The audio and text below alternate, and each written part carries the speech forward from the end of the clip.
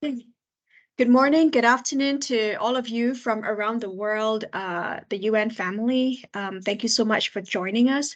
This is the 10th in our series of public health conversations with leading experts in the area of public health promotion.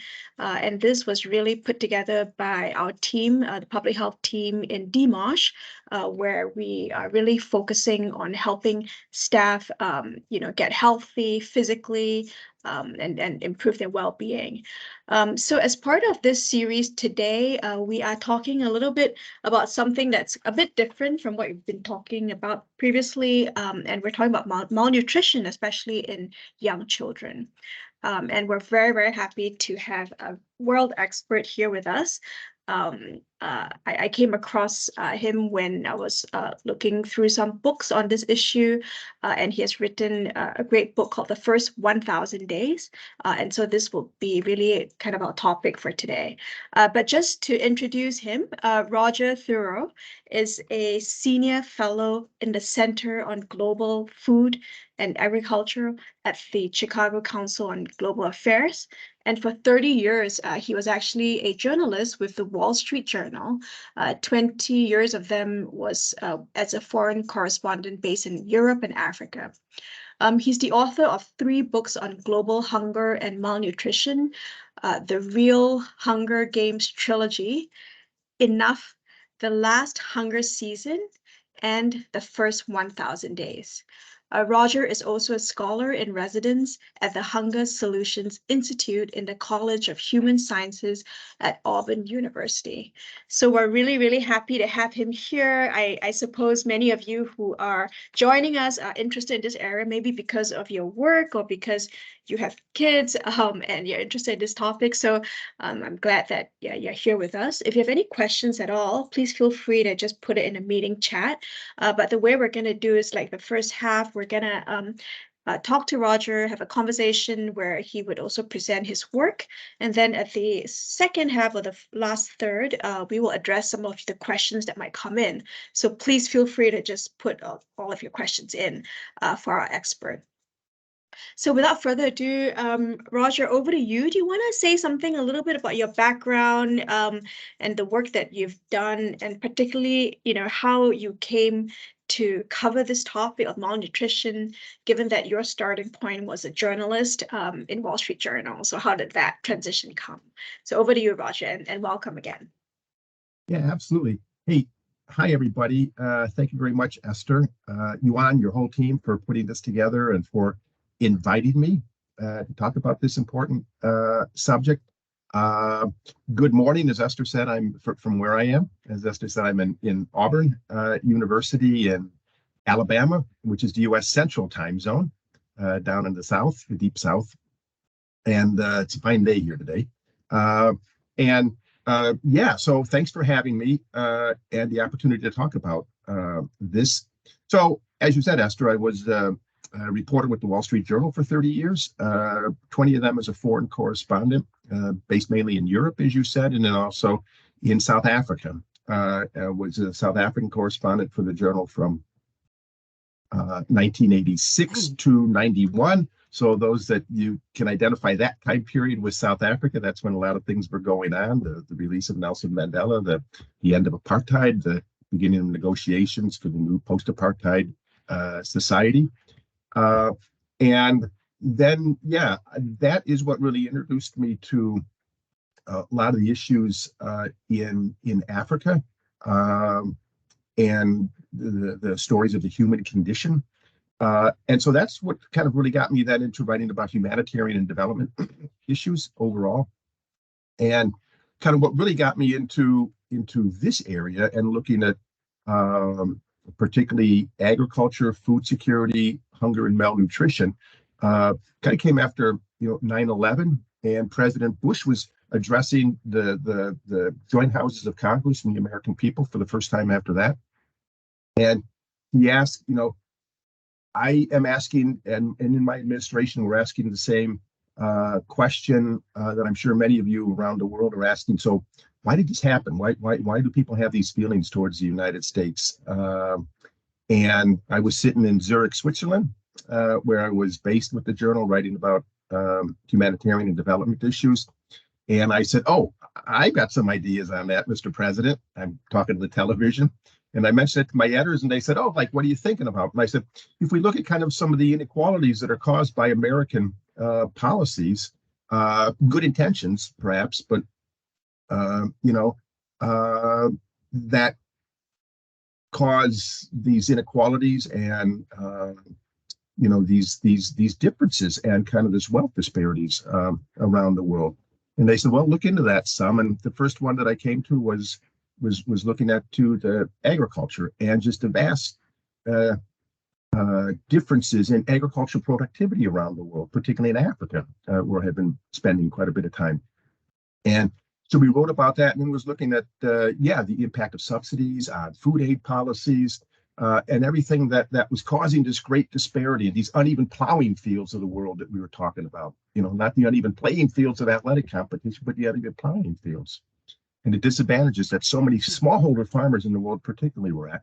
And then comes the famine in Ethiopia, the hunger crisis in 2003, the first hunger crisis of the 21st century. And I'll talk more about that. Then I'll leave the story hanging until we get to that with the presentation, and kind of what I saw there that then propelled me and changed my life as a person, as a journalist.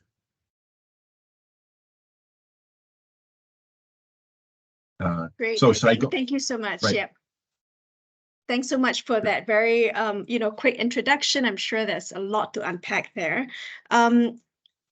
Maybe if you could just, if you want to go back to the presentation, but if not, maybe you can talk a little bit about kind of what you've been doing precisely with malnutrition for the last, the more recent years before you, after you morphed into this kind of topic area. Right. So I eventually was writing about this for the Wall Street Journal, then for a number of years, mainly, focused on hunger and malnutrition and the absurdity and obscenity that we had brought this medieval suffering, in a sense, with us into the 21st century, despite all the scientific advancements and communications capabilities that we're able to communicate as we are today with anybody at any time, kind of instantaneously. But we still had these great disparities, particularly on food insecurity in the world, and that hunger and malnutrition continue to abide and persist. And so then was writing quite a lot about that, and then eventually decided with a colleague of mine at the Wall Street Journal to kind of put it all into a book form. Neither he or I had ever written a book before. And so we figured we had done a number of stories together and figured, okay, we're going to put everything kind of that we know or that we've written about kind of food security in the book. This was like 2007, 2008 when we were thinking about this. It was the kind of the height of the hunger crisis, the food crisis back then, as we can all remember. That there were the rising, there were food shortages spreading around the world, rising prices. There was rioting in dozens of countries and unrest over food availability, food prices in dozens of countries around the world. Kind of what's going on, and the ones running the President Obama when he was running for president, and his opponent. This was coming up. So what's going on in the world on this front? So then we decided to write that book, Enough: Why the World's Poor, Starve in an Age of Plenty. That then got me into writing long form narrative journalism. So my journalism was then transitioning from the daily news that you would have at the Wall Street Journal to this longer narrative form where I could spend time with communities, with people on these issues. Because I figured if we're going to write about this, if I'm going to write about this, one really needs to get into it beyond kind of the daily coverage or the more quick coverage that one do for the newspaper, but to really get into it. So then I left the Wall Street Journal and joined Chicago Council on Global Affairs, where we were starting this center on food, global food and agriculture. And so then I wrote the next book on the last hunger season, focusing on for smallholder farmers in Western Kenya and the importance of them and what their lives are about. And in that book then led me into the most recent book, The First 1,000 Days, and the importance of nutrition in that period during a mom's pregnancy to the second birthday of the child.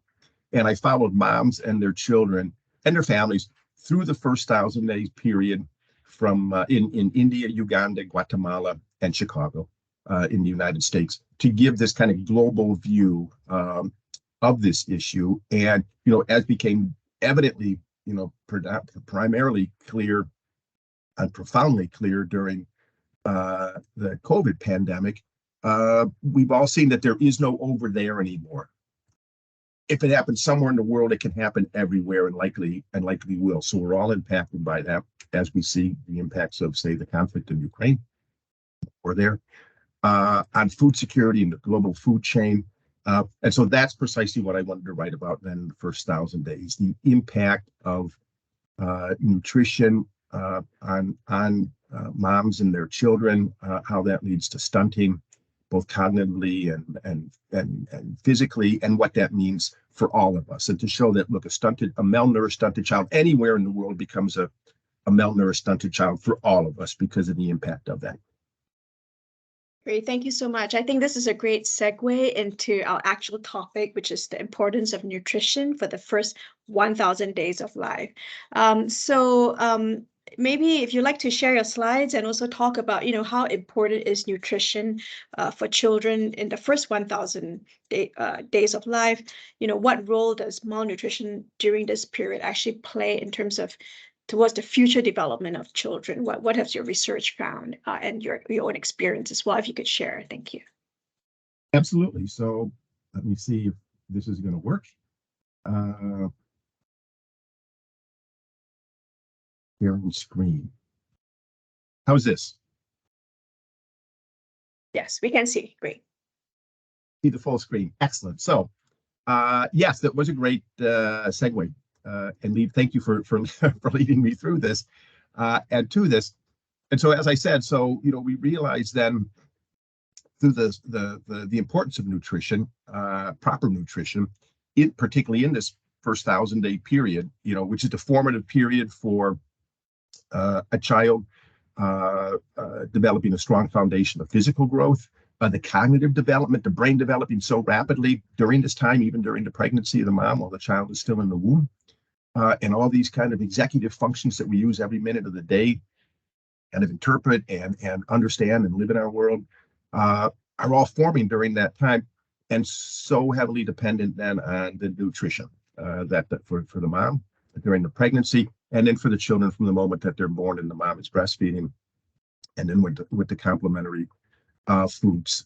And what I'd like to show in this presentation is the impact then of the lack of proper nutrition.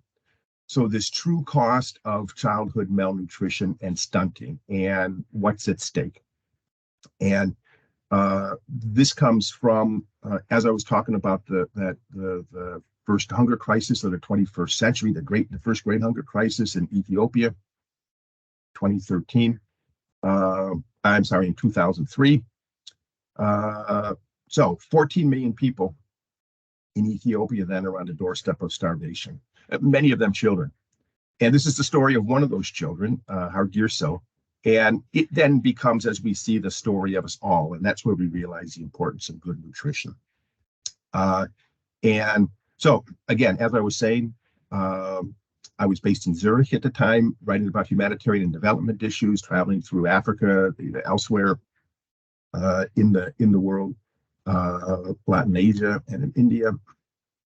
And this hunger crisis develops from drought that was happening. That was kind of the tipping point, but there were all sorts of factors before, kind of the marketing issues, the impact of kind of the land degradation and the erosion that was going on that we continue to see in Ethiopia and elsewhere in the world, but particularly in Africa, and the impact on the smallholder farmers.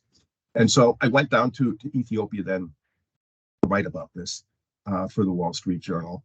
And my first day in Addis Ababa, I'm meeting with the World Food Program, which is then kind of in charge, as you all know, of leading the way on the food distribution and the food aid. And I'm meeting with the World Food Program in their conference room in Addis. and they roll out kind of a big map of Ethiopia and a big map of Africa, and they said kind of here's where the hunger zones are in the country and then throughout Africa, and particularly East Africa and Southern Africa at the time.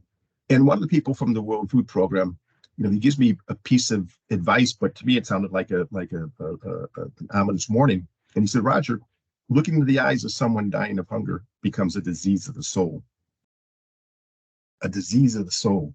Because what you see is that nobody should have to die of hunger, particularly not now in 2003, the dawn of the 21st century, our new millennium.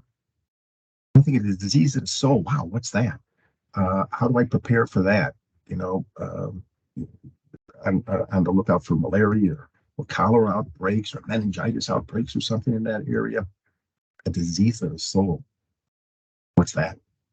And so, then in the next coming days, I go down and I'm visiting with the World Food Program to see their distribution and to see the extent of the devastation and this humanitarian catastrophe. So we come to an area on the Baricha Plateau, so in the south of the Awassa area and the Great Rift Valley Lakes region, for those of you who know that area. And there's, instead of the market area where the farmers would come to bring their surplus crops, now it was kind of a hunger triage zone. There were all sorts, kind of a whole warren of emergency tents that were set up, emergency feeding tents, filled with dozens and dozens of children. We kind of park the flaps of one of those tents and go inside, and with the WFP and the Ethiopian officials and doctors and nurses and humanitarian workers that are working there. And, that's where then I encounter Hargirso, this boy who was about 5 years old at the time, weighed just 27 pounds. When his father, Tesfaye, who was a poor smallholder farmer, he carried him into this emergency feeding tent, had traveled about, an hour and a half, 2 hours, walking with his child, and then, getting a ride maybe on a wagon, and then finally makes it there. And this tent, as you can see with some of the other children, is just packed with dozens of children clinging to life, cradled by their parents.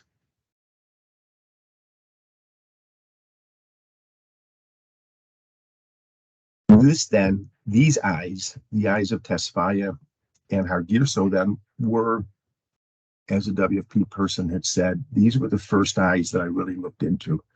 The eyes of the starving. Hargirso, again, on the doorstep of starvation. He looks like he's improved some since they brought him in, and I'm seeing him visiting them and in the tent a couple of days after they arrived. So the emergency therapeutic feeding has begun. So he's beginning to recover, but you can see the manifest signs and impact of malnutrition with the swollen head and face and the limbs. He's kind of propped up between the legs of his dad, Tesfaye, because he's almost too weak to sit up. And so his dad is kind of alternating, holding him with his arms and then kind of between his legs. We see Tesfaye in, the thinness that he has in his ribs and his collarbones protruding as he was so impacted. So those are the first eyes of the hungry that I'm looking at. And just as a journalist and as a human being, I was ashamed of myself that all the time that I've been writing about these issues, and particularly the time in Africa and elsewhere in my travels, it was why hadn't I looked at the human dimension of this before? Had written about it kind of as factors in kind of any stories on economy or finances or other social stories that I was doing then in South Africa and Africa, but had never really, again, looked into the eyes of the hungry and really focused on the human dimensions of this. And so this disease of the soul then begins. So the doctors and nurses are telling Tesfaye, well, they don't know if Hargirso is going to survive, although he's starting to recover. The shock was so great that they were just informing, we don't know. Hopefully he will. We'll do our best, but will he survive? That then kept in my mind all the time. So normally as a foreign correspondent, I would have left the tent, written my story, moved on. Where's the next story? As foreign correspondents, we would go from story to story, from country to country, to place to place. What's next? This is the story that stopped me cold. I just couldn't leave the tent and move on. This diseased soul of mine, I kept thinking, whatever became of Hargirso? So as I wrote then, continued to write other stories about this, continuing that year, in 2003, and then in the subsequent years, and even when I moved back to the States, continuing to write about global hunger, writing about hunger in the US. But this story, hunger and malnutrition in the 21st century, that became the driving story of my journalism. This disease in my soul. And Hargirso survived. So 5 years later, I'm back in Ethiopia, check with the World Food Program. Hey, are you still in contact with Tesfaye and his family? And they said, yes, we're still working in the area. They'll check. They reached Tesfaye and they said, yes, he is still here. I said, Hargirso? And they said, Hargirso has survived. And I said, great, I'm on my way. So again, 5 years later, so now he's about 10 years old. Yes, he survived, but he clearly isn't thriving. As we can see, he's physically stunted, so small at 10. And Tesfaye worries that his son is also cognitively stunted. So he's not in school at 10 years old. And his dad figures he's not able for it. That when he does get sick, if he gets a bout of malaria, well, that really knocks him back because the immune system was also then compromised by the childhood malnutrition, and particularly that shock. It's at this time then that I meet his mother, Fikre, and she's telling me, yeah, that she was that, particularly during her pregnancy with Hargirso, she was malnourished. The family was really struggling as smallholder farmers. She was sickly throughout the pregnancy, not feeling well. Hargirso was born and small, a bit premature, and then in his as Fikre, the mother then was through the breastfeeding, also not being properly nourished, the family really struggling, kind of losing this resilience through kind of a series of failed harvests with drought and other factors, and so then they were just saying that his first 1,000 days were not good. He got off to a lousy start in life, particularly on the nutrition front.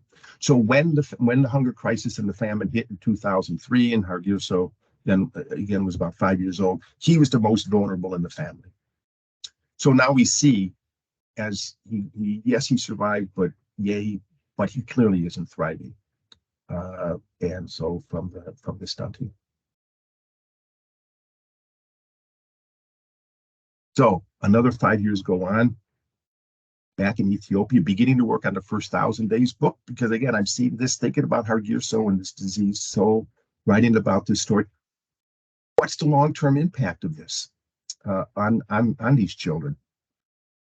So doing some of the reporting in Uganda and figure, okay, yes, I'll return to Ethiopia, hopefully see how they're doing now. Again, with the World Food Program, yes, they're still working in that area. And so there we go, up to the Baricha Plateau again. And now Hargirso is 15 years old. We can again see, so there's the physical stunting as he's next to his dad, Tesfaye. As you all know, stunting is the medical, the clinical, the scientific definition is too small for age, stunting. But kind of what I realized, both in the reporting the first 1,000 days book and then following Hargirso over time, is, what stunting really is. It's that clinical definition doesn't really do justice to what the true impact of it. Stunting is really a life sentence of underachievement and underperformance. So at 10 years old, Hargirso wasn't even in school. So now he's 15 years old. And I say, are you in school? And he's so excited. Yes, I'm in school. Hargirso proudly proclaims, you're in school. And I look at his father, Tesfaye, and he says, yes, he's in school now. He's always pestering me. He wants to go to school like the other children. And, he had kind of tried him the year before in school, but again, he had gotten sick and then he was out for a long time. And so in this year, then in 2013, he was back in school. And I said, where's the school? He said, it's right down the pathway. And so he ran off to school, and then we followed him eventually. And some of the teachers and the headmaster of the school, they were kind of sitting outside under a tree and kind of show up and say, I'm here to, talk about what's going on in the school, but also to see Hargirso. And they said, yes, he's in that classroom over there. So they pointed to that. And we went to the classroom, first grade. It's a first grade classroom. So Hargirso, 15 years old. And again, if we go back to this photo, we see, gee, he fits in. He looks like the other children and other students in the classroom. They're maybe, first grade, 7 years old, 8, 9 years old, perhaps, depending on where they're starting. And there's Hargirso, and he looks like he fits in, even though he's much older than him. So here they are. They're in first grade. And they're just learning the alphabet. Today, when I was visiting, the letter was B that they were studying combined with the vowels. So we can see that on the board with the teacher, and the letter B combined with the vowels. So Bobby, Bible, Boo. He's writing that in his little notebook, as we see again. So his notebook there, he's kind of writing and forming the letters for the very first time. So he's doing all that at age 15, first grade. So I continue to be curious about Hargirso. Well, how's he doing all this time? So Ethiopia, 2019. So it's 16, kind of 17 years. It's late in the year. It's December. So 16, 17 years after I first visit them. So Hargirso is now about 21 years old. He's an adult. We can still see the impact of stunting. There he is with Tesfaye, his father. Recovered the height somewhat. His position as a smallholder farmer, their yields were getting better over time.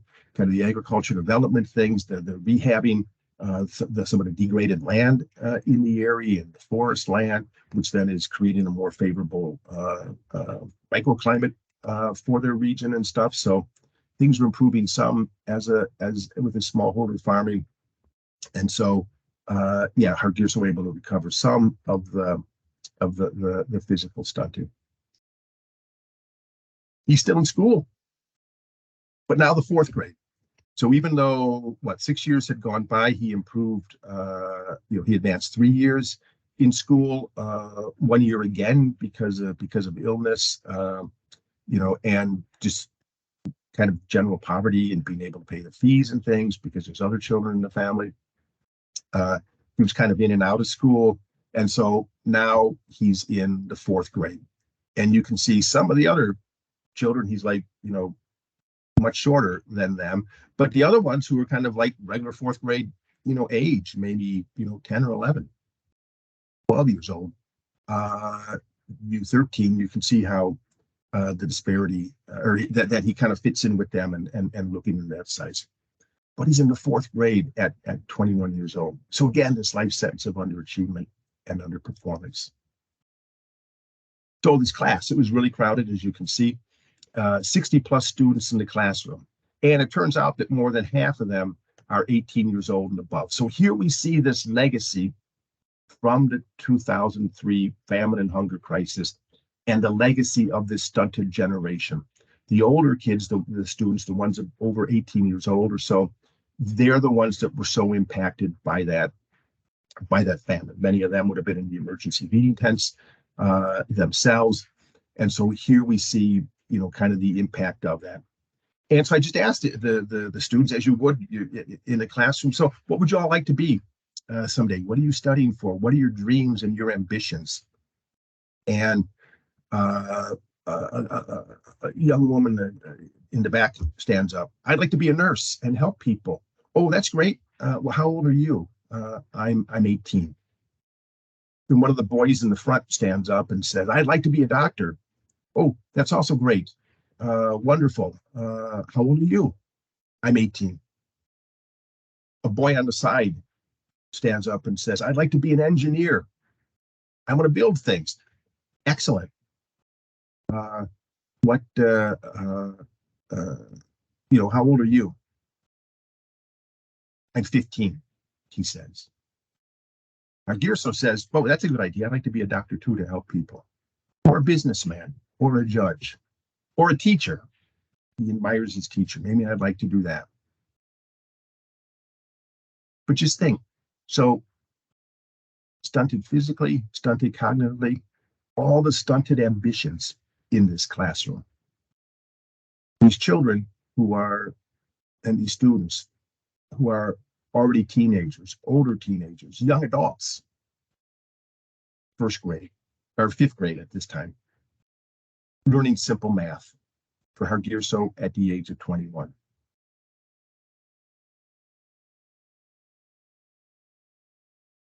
So as we see Hargirso and all the students in this classroom, the older ones, are representative of a shocking reality in our world today. As we know, nearly 1 in every 4 children under the age of 5 in our world today is stunted in some measure, physically, cognitively, or both, largely due to poor nutrition, water sanitation, and hygiene.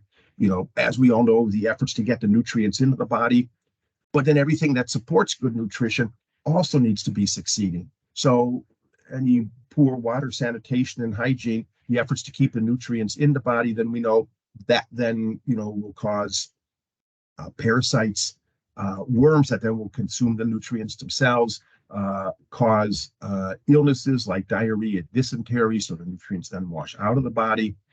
And so all these factors then that go into the malnutrition and the stunting. So we think of that almost 1 in every 4 children in the world. Stunted children, as we see, become stunted adults, become stunted teenagers, become stunted young adults, and then become stunted adults throughout their lives. So we see here that stunting is a life sentence of underachievement, as I said. For stunted children do become stunted adults. And we have to ask ourselves, man, what might a child have accomplished for all of us were he or she not stunted? You have to imagine the lost opportunities. The World Bank has calculated, that, and other organizations with the World Bank have calculated that the cumulative cost of childhood malnutrition and the stunting and the wasting that results from it, the cumulative cost is maybe $3.5 trillion with a T dollars a year. A year. This isn't kind of a one-time event. It's rolling, the rolling impact. And we see the impact is how, it's like a stone when you throw it into a plastic pond and it hits the surface and then all these ripples form. So the ripples go from the individual child, obviously, to the family, to the community as a whole. The lost education opportunities, as we see, the lower productivity than when as adults they're into the workforce, the increased healthcare costs of the stunted children, the malnourished children throughout life, because of their weakened immune system, their greater susceptibility to chronic diseases as they age. So $3.5 trillion a year, wow, that's a huge number. But the greatest impact is immeasurable, particularly when we imagine the lost opportunities. It's a poem not written, or a song not sung, a novel not imagined, a mystery not solved, a horizon not explored, an idea not formed, an inspiration not shared, an innovation not nurtured, a cure not discovered. Again, we have to ask ourselves, what might a child have accomplished for all of us were he or she not stunted? And through this, then, these lost opportunities, we see how a stunted child anywhere in the world becomes a malnourished stunted child everywhere. Again, these ripples spreading across time and across place, impacting each and every one of us. And as we see, this true cost then of childhood malnutrition and stunting is that a lost chance of greatness for any one child like Hargirso or any of the other older children in that 4th grade class. This lost chance of greatness for any one child then becomes a lost chance of greatness for us all. So that's the story of Hargirso, the true lifetime cost of stunting, of malnutrition and stunting. That's why this is all important, and all the work that you all are doing is so vital for this. And so I'll stop sharing now Great. and Thank you so rejoin you much for all. sharing that, Roger. I mean, at public health, we always kind of look at the population basis and just numbers and broad population, but it's really nice for you to share with us the story where you've really followed up with one child and all the way so many years. That's really amazing, and to see that development in pictures as well. Yeah, it's really touching. As someone put on the chat. Yes, thank you. Going back to kind of the science, for example, could you tell us a little bit about what's so important about the 1,000 days? Is that like a sensitive period, and then also how does the mother's role come into play with that, like with breastfeeding and things like that? So yeah. Right. Yeah, no, absolutely. So the mother's role is obviously vitally important because particularly during the pregnancy and during the breastfeeding period, what she is eating, the nutrients that she's eating, that are what is passed on to the child. Uh, and as we know, and the doctors and the academics that study this, I mean, this is such a critical time that already in the womb, genes are being turned on and off. This epigenetics process into developing the child in the womb already, that are governing the way that the child then once born will process energy, that will process fats, governing the metabolism of the child. The child will already be getting signals. Oh, I'm going to be born into a resource scarce world. How does the body, how do the genes react to that, to conserve energy, to break down fats in a different way, to maybe slow the metabolism or adjust the metabolism to this expected resource scarce world that already the signs are coming from the mother. And then obviously during breastfeeding, that's important because the child depending on that as well. And then the role of the mom, that understanding all this, the foods, what she should be eating, how she can explain that then to her husband or her partner, or the in-laws that are also so important on this, because they're like, well, this is what I did, the mother-in-law will say, and it was fine for me. Why these diets, these foods that you're talking about.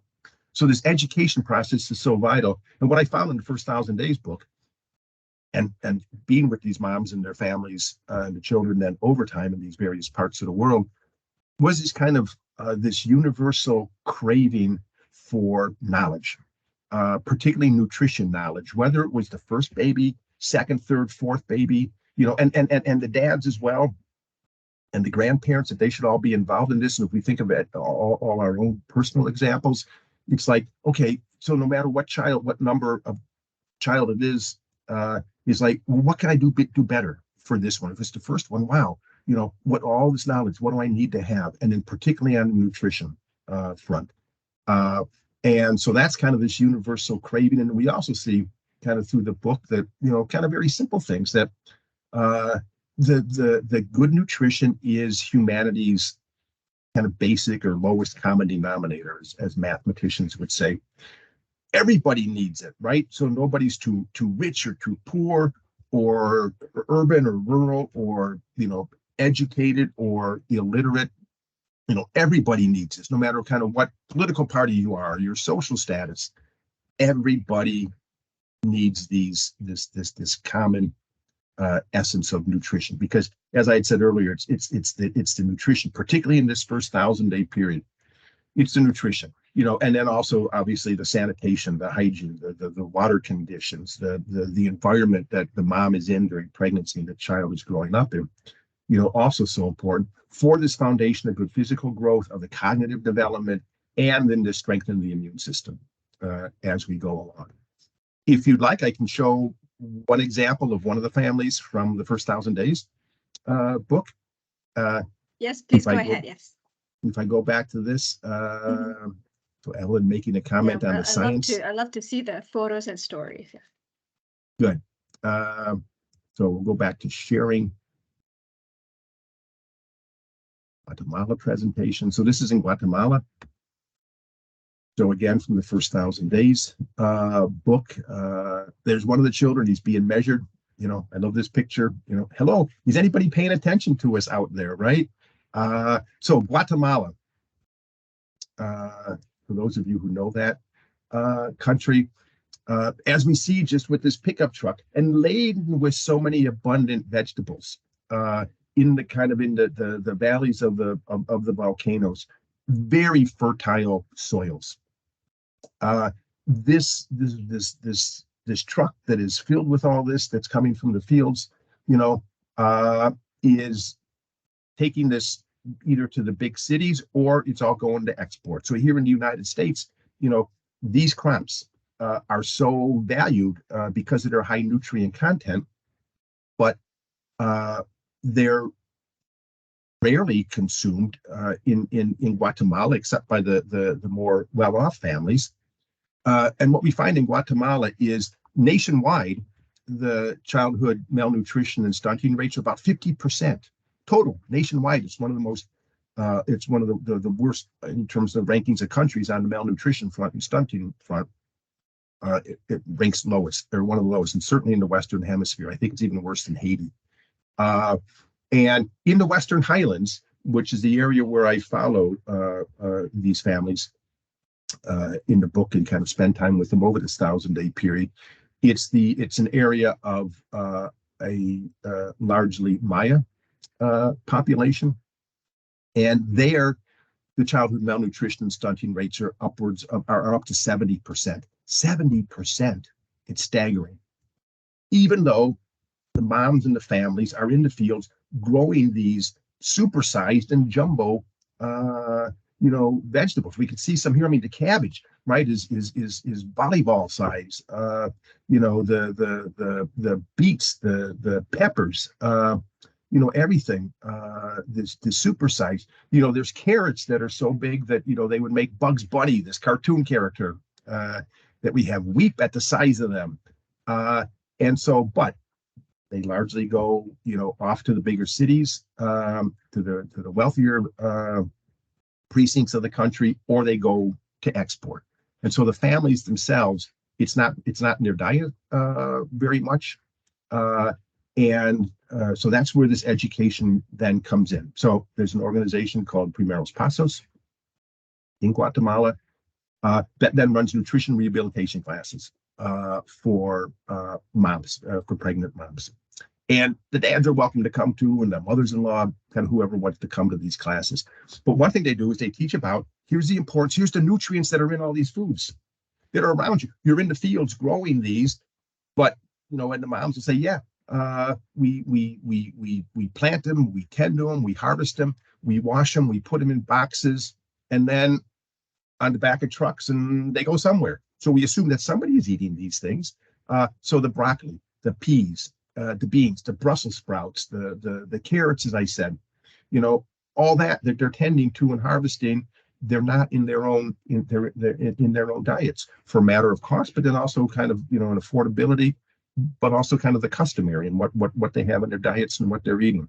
So this is an exercise where they then learn, here's the vital nutrients, the minerals that are so important for you as a mom, for the development of your child. And so they're putting them into a bowl. Kind of the good nutrition bowl that they would use as a symbol in Guatemala, and so they're all going in there as they learn. And so here they are actually doing that in their own, bowl, kind of in with kind of felt or little paper cutouts of the various foods. And this is Maria Estela, the mom, on the right side of your screen. So in the blue. They both have blue, the blue and the green. And her daughter, Jessica, who's maybe a year and a half old at that time, she's pregnant again, and so that's her first child, and her daughter Jessica, who's a little older than one at that time. And so she's studying and she's learning all this because she figures, after that first child, after Jessica is born, I'm wondering. So she was born smallish. Was I eating properly? Did I have the proper nutrients when I was pregnant with Jessica? and breastfeeding, and then as she's growing up and now eating complementary foods. Am I doing the right thing? So here comes this nutrition rehabilitation program. He says, yes, please, I'll sign up for that. So she's there. This is her friend, Yolanda. And so this, the one on the right again, this is, she gives birth to Jorge, and they're weighing him on a scale. And even little Jorge, he's there kind of swinging in the scale, and he's looking up, and the others in the neighborhood and in the family, they're over there. Wow, where's that needle going to settle? How big is this boy? Because when he was born, he was about 8 pounds, which, you know, is a very healthy and robust child anywhere. And then particularly in Guatemala, if you consider the circumstances of 70% of children, you know, malnourished and stunted. So he's like, wow, you know, Mom, what were you doing? And she said, I was in this nutrition rehabilitation class. I was learning these things. There he is getting measured. And there's Jessica, you know, also looking in behind. And we can see, gee, I mean, at however age he is there, you know, 6, 7, 8 months or so, and being measured, a little older. So Jessica is maybe is almost 2 years older than him. And so we can already start seeing the difference there in between these children and the robustness of little Jorge. So here they are when he turns 2. So at the end of the 1,000 days, and you can see that and in this photo as well, they're about the same size, even though there's almost a 2-year age difference between them. And so what this shows is that, look, once the moms are empowered with this nutrition knowledge, these changes don't have to come over the time of a generation or be that long to take effect.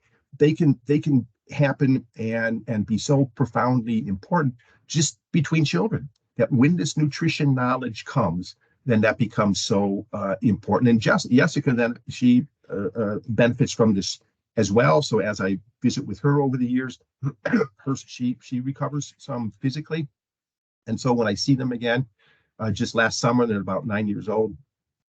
Had a picture of that, but it wouldn't register or put it at the last minute into the PowerPoint. They're still about, you know, the same size, and they're now Jorge's in like 4th grade, 3rd or 4th grade, just finishing that up. Yeah, so you can see the difference of it. So that's the power of nutrition in this first 1,000 days period. And we see, so as I said, and we all know, we all know that, and we commonly say, you know, knowledge is power, right?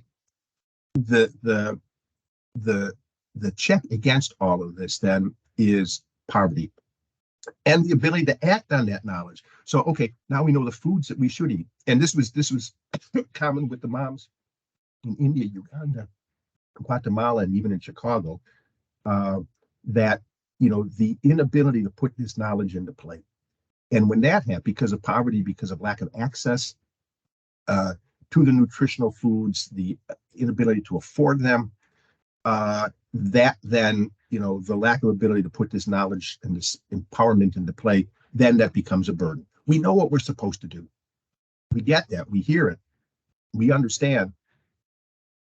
But we don't have the resources to act on that.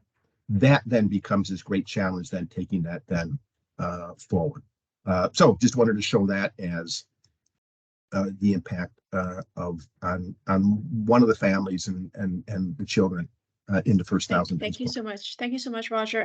I'm curious. I just have a follow-up question on the Guatemala experience.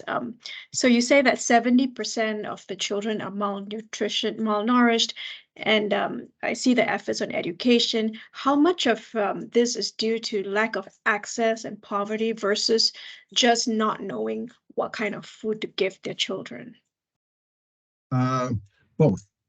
So yeah, and that 70% then is in the Western Highlands area that had, you know, just an area of long neglect. You know, the impact in that area of the long conflict that they had in that country. And so one sees kind of the legacy of that in the poverty that's there, in the malnutrition, but this lack of knowledge is key, is so important. And then the availability or the ability to access some kind of education. So when this Primeros Passos clinic then basically comes and says, okay, this is going to be a bedrock program of us, the education. So they're doing cooking classes. They're doing these classes of then identifying the food. So in the cooking classes, they're learning how, look, they were doing the first class that I was at was potato soup, and I'm like, I don't know, how exciting is this, describing the cooking and the learning of potato soup. But what they were learning was, well, how to use your potatoes in a different manner instead of like just boiling them and eating them plain, which they had commonly done.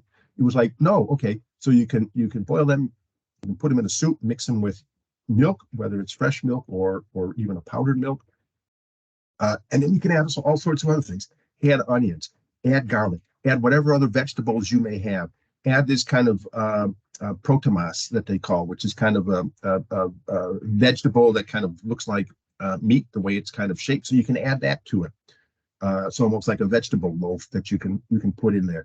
That enriches it so much, and the moms are like, "Oh yeah, whoa, we didn't know that. That's a great idea." So they're taking notes and they go home and they try it, and then they put this into play. But at one stage, then one of the moms says, the one who was with Maria Estella in one of those early pictures was, and they're all applauding themselves as they kind of move all the fruits and vegetables and meats into the bowls and the dairy products according to the nutrients, the iron and the vitamin A and everything. And so they applaud themselves, and then they're like, oh yeah, but here's the problem. We don't have a lot of these ingredients and foods in our houses, right? So then you go through, what's their budget? How much money do they have available? And you see kind of then the limited ability to buy it. So there is the first getting the education, the knowledge is so important, because these are things that we all take for granted. But even in Chicago, the moms were uncertain of what to have. They had to break their bad habits of kind of the snack food and the junk food that they were having, what to shop for, how to cook these things. But the ones in Chicago were on food stamps and the food assistance, and so it was how do we access that, and how much can we afford on that? So that's this kind of continuing struggle and tension that's there. And I'll also say, I mean, the role of governments is so important in this as well. What's more important than the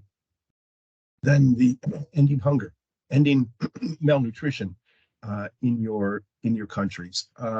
If you look for the future of your country, it's a trite thing to say, well, the youth, the children are our future. Well, yes, obviously they are, because they'll grow up and they'll be leading it. But if that's true, then where's the concern for these children getting off to the best possible start in life, to make sure that they are properly nourished, that their moms have the proper nourishment, so that their brains are able to develop, and the physical development, and the strength of the immune system, so there's not this burden on the healthcare system as they go along. So what's the role of government in all of this, and providing the infrastructure and the ability, and kind of making sure that all their children get off to the best possible start in life?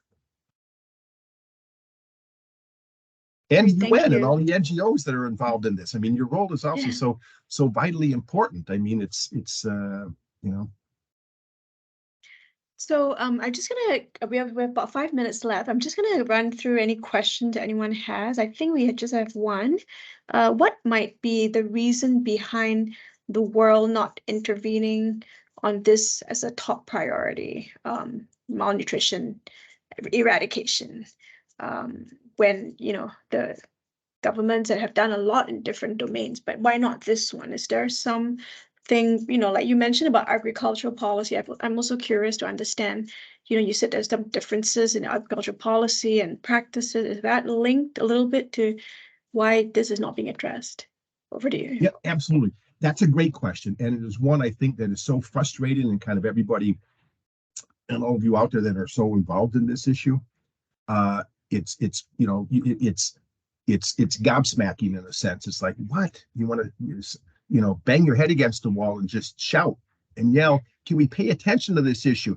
Look, because instinctively we all know, and intellectually, yes, good nutrition is the cornerstone of our lives, of our development. Again, we all need this, right? Nobody's above it or below it.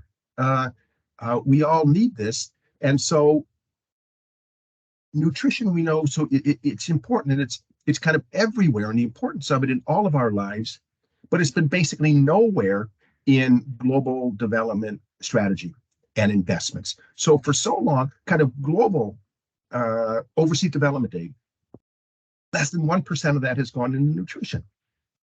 So I'm like, as a journalist, looking at that and saying, well, where has all your money been going if it's not going into nutrition of children and moms in particular? What else are you spending this development money on? Yeah, education programs, hooray. Health programs, hooray. But they're all going to be undermined in the successfulness of that, depending on the nutrition of the children, right? So it's this gray matter infrastructures. People at the World Bank, as Akin Adesina, the head of the African Development Bank, they talk about this gray matter infrastructure. So what we've missed all this time is we're putting money into the kind of the hard infrastructures, the concrete, the road, the bridges, the buildings, the airports, the stadiums. That's all important for the development of a country. But what about the gray matter infrastructure, the brains, the gray matter of the children? Isn't that as important or even more important in the future of our countries? So what we need is this rallying and this forming of both the political and the popular will to basically prioritize this and say, this is what is of utmost importance. We need to concentrate on this. We need to put much more money into this. There's much more money and investments into this. And kind of across the board. So in agriculture, that the fall off in agriculture development spending, kind of in favor of food aid. So at one stage, food aid, contributions in the budget of the U.S. was way above, particularly for certain countries, than the agriculture development aid. Horribly skewed in that direction. It's like, no, the agriculture development aid is important, and then it's not a matter of just increasing yields. What about the nutritional value of the crops that are growing and that we're consuming? Yes, we want to consider and prioritize the livelihoods of the farmers and the smallholder farmers. That's very important. What about the consumers and the ones that are actually eating the food that is being grown? Shouldn't that food be as nutritious as possible? So there we see kind of projects like Harvest Plus and the biofortification, where the emphasis on how do we increase the nutritional value of these crops themselves, because that helps the crops grow, because they use the nutrients themselves in growing, but then they also pass that on to the consumers, and so important that is. And that's all done by conventional breeding, so there's no GMOs involved in that. It's just through kind of traditional conventional breeding that you can raise the nutritional content of crops. And so there's various solutions to that, but the political will, decision makers need to prioritize this, and the popular will, that all of us need to be raising this clamor, which I figure is the role that I can do as a journalist. I'm not a farmer myself, or an agricultural economist, or a humanitarian like you all, and are the ones that are working in the field. I'm a journalist, so what can I do? I can raise the clamor and say, can we pay attention to these issues, please? Here's why it's important, and hopefully by that we stir and raise this political will, the political will, but also the public will. We need to pay attention to this. We need to prioritize it. Priority 1, 2, 3 in the world. So. Thank you so much, Roger. And for those of you who haven't read it, please go and get his book, The Importance of the First 1,000 Days. It's on Amazon, I believe. Yes. And it's really well written, and gives you a good information on this topic. But thank you, Roger, for all your work that you're doing on behalf of all the children around the world who are malnourished and stunted. And this is really, I think, really helps us as a group be aware of this issue as well. I think it's really overlooked in many ways. But thank you very much. And so, Roger, what's next for you? Is there something coming up next on the horizon? There is. So first, just again, before I forget, thank you for this great opportunity to talk about this. Thanks for all the wonderful work you're doing. Esther can also then send out, so we have short videos, 4 or 5 minutes each, of the various families in the first 1,000 days book from each of the countries. So you'll see again how the children progress over time. So now they're all about 9 years old, the children in the book. They all survived COVID and the pandemic. So that was remarkable. We see where they are in school and kind of what they're, or how they're progressing. And then also the hard year. So we have an interactive slideshow that, is kind of even more extensive and expansive than what I had showed. Next, it's the next writing project and book project that had been in abeyance and on hold during COVID when I wasn't traveling around the world. Looking at this, what I think is kind of this greatest task, challenge perhaps facing all of us, and again facing humanity, is this collision of these two great imperatives that we have. How do we both nourish the planet going forward with an ever-increasing population and ever more prosperous population, so putting greater strains on the global food chain? How do we nourish the planet going forward? And at the same time, how do we preserve, protect, and save the planet from the very actions of nourishing us? So the toll that agriculture then takes on the planet. How do we balance all that going forward? Because we can't do one without the other. So they're kind of interdependent. Nourishing the planet, saving, preserving, protecting the planet. They've been at loggerheads, but they all need to come together to secure us and secure humanity in the coming decades. That's so that's what I'm Roger, looking at next. You're great at picking these really big topics and just tackling them. Yeah. Well, sometimes I figure, it's climate change, and this is combining exactly. So climate change is part of that. People that are on the front lines of that.